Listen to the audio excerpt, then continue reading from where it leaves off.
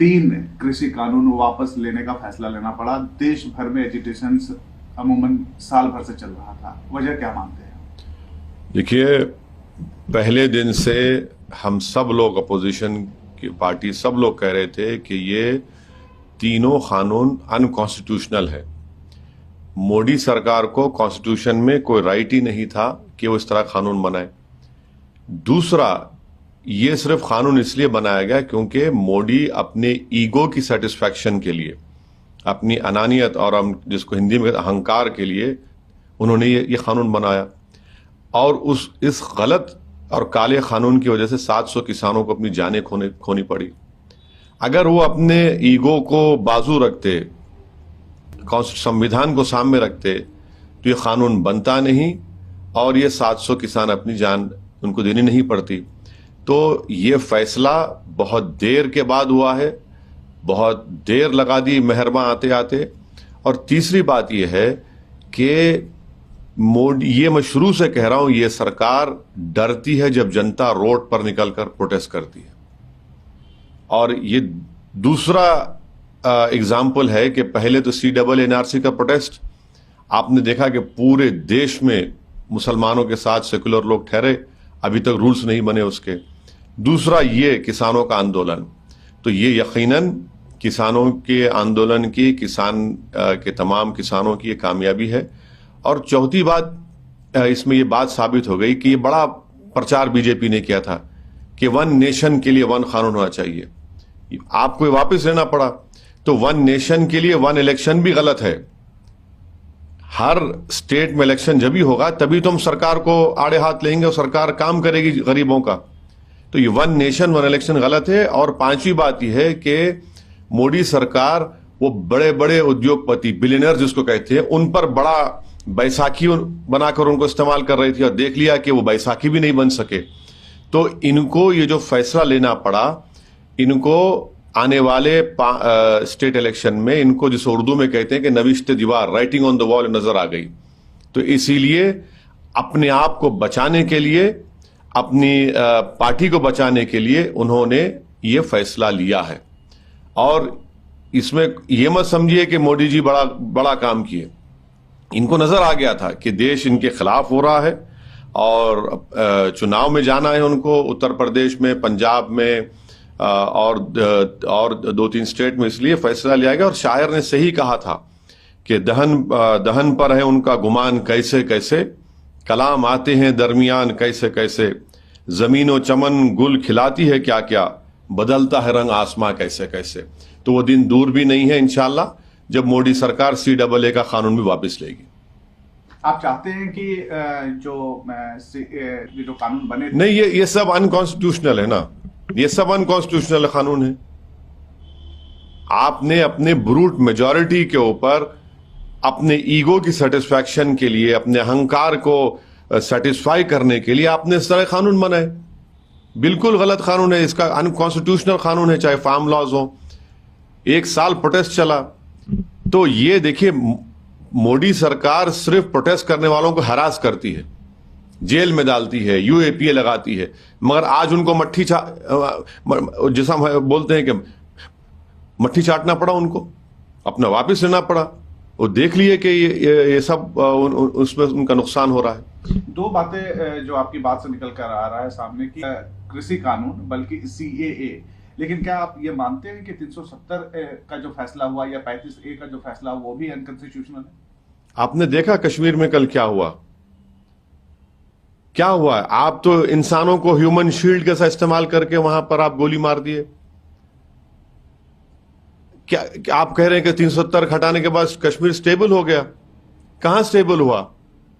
गृह मंत्री देश के श्रीनगर में है और पटाखे फुटते हैं, हजारों के साथ पटाखे फुटते हैं, और कल वहां पर ह्यूमन शील्ड के तौर पर इस्तेमाल किया गया और अब लाश भी नहीं देते।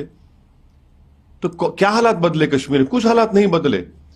आप सिर्फ अपनी जिद, अपने आइडियोलॉजिकल जो गोल्स है उसको पूरा करने के लिए अनकॉन्स्टिट्यूशनल तरीके से कानून बना रहे हैं पूरा। वो भी वापस होना चाहिए। नहीं, आप ये तो सब देखते जाइए ना आगे क्या क्या होता है। मगर क्या कश्मीर में स्टेबिलिटी आ गई? क्या कश्मीर में अमन हो गया? कहां हुआ है? जब लोग रोड पर निकलकर मरने वाले इनोसेंट लोग कह रहे हैं कि कम से कम हमारी लाश तो दे दो हमारी, आज आपको एक्सह्यूम करना पड़ा उनकी बॉडी को। कहां आपने स्टेबिलिटी लाई कश्मीर में? कहां LAC और LOC पर अमन है? लद्दाख में के अंदर आप जाइए, ऊपर चीन बैठा हुआ है। आपने पाकिस्तान से दोबारा सीज फायर क्यों किया और उसके बावजूद भी वहां पर ड्रोन से हथियार आ रहे हैं? तो देखिए हर महाज पर मोदी सरकार नाकाम साबित है और ये बताता है देश को, और हमको ये पैगाम मिलता है कि कोई भी सरकार अगर 300 MP सीट जीत कर ला भी लेती है तब भी वो गवर्नेंस नहीं कर पा रहे हैं ना, गवर्नेंस नहीं कर पा रहे हैं। इसीलिए इनको हालत मजबूरी में अपने आप को बचाने के लिए ये इस तरह के कानून को वापस लेना पड़ा, काला कानूनी और अनकॉन्स्टिट्यूशनल है। ये सवाल ये भी आ रहा है कि जो किसान मरे में क्या सरकार किसी मुआवजा या फिर किसी बड़े ऐलान का होना यकीनन देना चाहिए। जब सरकार इस बात को मान रही है कि हमसे गलती हुई और हम इस कानून को वापस ले रहे, तो ये सरकार का एक मॉरली भी और लायबल है इसके ऊपर, ये उनकी जिम्मेदारी है। अगर आप ये कानून नहीं बनाते 700 किसान नहीं मरते, तो कम से कम आप उनकी मदद तो करिए। देखिए जान तो चलेगी, जान तो वापस आने वाले नहीं है। पैसा किसी इंसान के किसान की जान की कीमत नहीं बन सकता, मगर कम से कम उन किसानों से अगर मोदी सरकार को इतनी हमदर्दी वाकई में है तो हम इस बात का डिमांड करते हैं कि मोदी सरकार उनको एक्सग्रेशिया दे।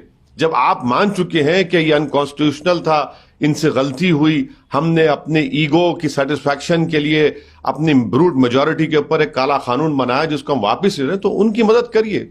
उन 700 किसानों के ताल्लुक से भी आप थोड़ा अपने दिल में नरमी पैदा करिए, जरा नमी दिखाइए और उनकी मदद करिए।